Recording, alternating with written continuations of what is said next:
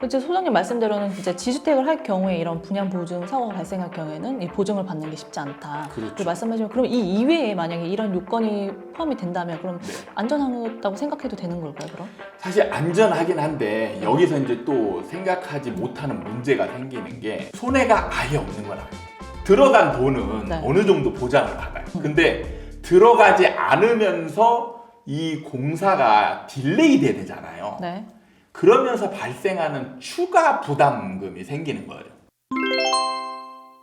반갑습니다.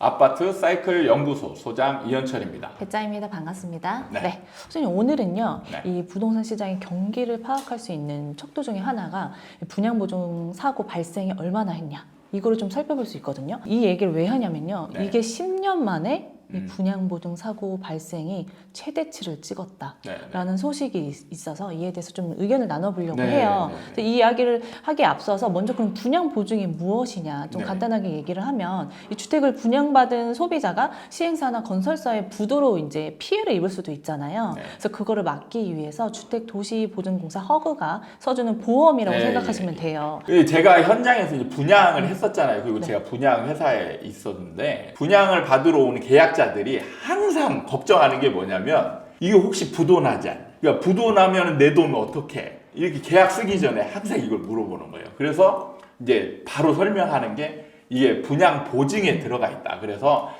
부도가 안 난다라고는 할 수 없다. 근데 부도가 나더라도 보증회사에서 이걸 보증을 하기 때문에 여러분들이 들어간 돈은 어느 정도 안전하게 보증이 되기 때문에 회수할 수 있다. 이렇게 하면서 이제 분양을 하거든요. 그러니까 사실 선분양제도 때문에 생긴 제도예요. 뭔가 건물이 없잖아요. 없는데 네. 분양부터 돈부터 내라고 하는 거잖아요. 맞아요. 그러니까 돈 내고 중간에 진행 과정에서 야 이게 부도가 나거나 아니면 없어지거나 안 하면 내 돈 어떻게 해?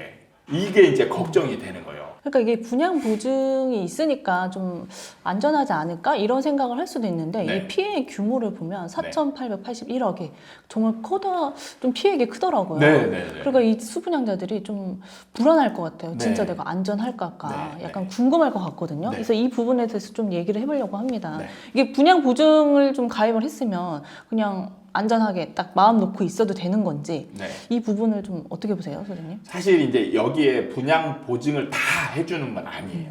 그러니까 이제 뉴스 기사에도 보면 분양 보증을 못 받는 현장도 있다, 생겨났다 이런 게 있잖아요. 네. 이걸 뒤에 가서 얘기를 하겠는데 어쨌든 분양 보증 요건에 해당되면 허그가 분양 보증을 해서 그 다음에는 이제 들어간 돈이나 이런 것들은 사실 이제 보통은 허그가 이 책임을 지고 이제 다음 공사를 진행하는 거를 이제 진행하거나 아니면 이제 돈을 돌려받고 싶다라는 이제 의지가 있는 사람들한테는 일정 요건 하에서 이제 돌려줄 수 있는 그런 제도들이 있기 때문에 네. 돈을 다 날리는 사실 그런 상황은 이제 벌어지지 않을 수 있는 거죠. 소장님 말씀하셨던 게 이게 분양 보증에 가입을 했다고 해서 다 보호를 받을 수 있다는 아니라는 것이잖아요. 네, 네, 어떤 네. 조건이 있다는 건데 네. 그럼 그게 뭔지 좀 들어봐야 그러니까 될것 조건을 같은데? 보면 보통 이제 첫 번째는 이제 주채무자, 네. 주채무자의 부도나 파산, 사업 포기 등의 사유에 해당되거나 공정률이라는 게 계획이 있거든요. 네. 공사를 진행하면 언제는 이 정도 단계 뭐 이렇게 공정률이라는 게 있어요. 근데 그 공정률보다 25% 정도 미달했을 때 여기 보면은 미달하면 요건이 되느냐? 그게 아니에요. 여기 보면 뒤에 이게 중요한 내용이 있는데 보증 채권자의 이행 청구가 있는 경우예요. 그 다음에 세 번째가 이제 감리자의 확인한 경우 실제 공정률이 75%를 초과했음에도 실행 공정이 정당한 사유 없이 예정 공정보다 6개월 이상 지연되는 경우. 근데 이것도 지연되는 경우만 되는 게 아니고 똑같이 보증 채권자의 이행 청구가 있는 경우예요. 그 다음에 이제 네 번째는 시공자의 부도 파산 등으로 공사 중단 사태가 3개월 이상 지속되어 이것도 보증 채권자의 이행 청구가 있는 경우. 그러니까 다 세 가지를 보면 다 보증 채권자의 이행 청구가 있어야 돼요. 그러니까 보증보험 이 보증 제도는 원칙적으로 원리를 이해하면 뭐냐면 분양받는 사람이 돈을 먼저 내잖아요. 그러니까 이 사람들이 예를 들어서 뭔가 이 상황에 해당됐어요. 그러니까 공정이 지연이 됐어요. 되는데 수분양자들이 이행 청구를 안 할 수도 있잖아요. 나는 괜찮아. 기다릴 수 있다. 네. 그러면 사실 보호할 필요가 없는 거죠. 왜냐하면 자기들이 보호해달라고 요청을 해야 보호를 해주는 거지. 보호해달라고 요청하지 않아요. 그럼 괜찮구나. 그럼 굳이 허그에서 보증을 그걸 책임져줄 필요가 없는 거죠. 제가 이걸 일어난 그 뉴스나 이런 걸 보면서 현장들을 이제 점검하면서 아마 일반인들은 발견하지 못하는 공통점이 제 눈에 이제 들어왔어요. 지주택 현장들이 많더라고요. 지주택. 네. 네. 지역주택 조합의 그 수분양자들 있죠. 네. 수분양자들은 우리가 일반 아파트 분양하는 수분양자하고 다른 위치의 지위예요. 조합원에 대해서 시행사의 지위를 갖는 거예요. 그러니까 이 사람들은 이걸 청구할 수 있는 지위가 아닌 거예요. 근데 문제는 분양을 받는 사람들은 네. 자기가 자기가 조합원이라는, 그러니까 시행사라는 인식이 거의 없어요. 그러니까 그런 설명을 해주는 사람들이 아무도 없어요. 그렇죠. 소장님 말씀대로는 진짜 지주택을 할 경우에 이런 분양 보증 사고가 발생할 경우에는 이 보증을 받는 게 쉽지 않다. 그렇죠. 말씀하시면 그럼 이 이외에 만약에 이런 요건이 포함이 된다면 그럼 네. 안전하다고 생각해도 되는 걸까요? 그럼? 사실 안전하긴 한데 여기서 이제 또 생각하지 못하는 문제가 생기는 게 손해가 아예 없는 건 아니에요. 들어간 돈은 네. 어느 정도 보장을 받아요. 네. 들어간 돈은. 근데 들어가지 않으면서 이 공사가 딜레이 되잖아요. 네. 그러면서 발생하는 추가 부담금이 생기는 거예요. 그러니까 뭐냐면 대표적인 게 뭐냐면 중도금 대출 이자예요. 그러니까 중도금 대출 이자 같은 경우는 공사가 딜레이 됨으로 인해서 중도금 대출은 그 기간이 길어지잖아요. 원래 계약 기간보다. 네, 그 기간 동안은 그 책임자니까 자기가 받았으니까 그걸 내야 되는 거죠.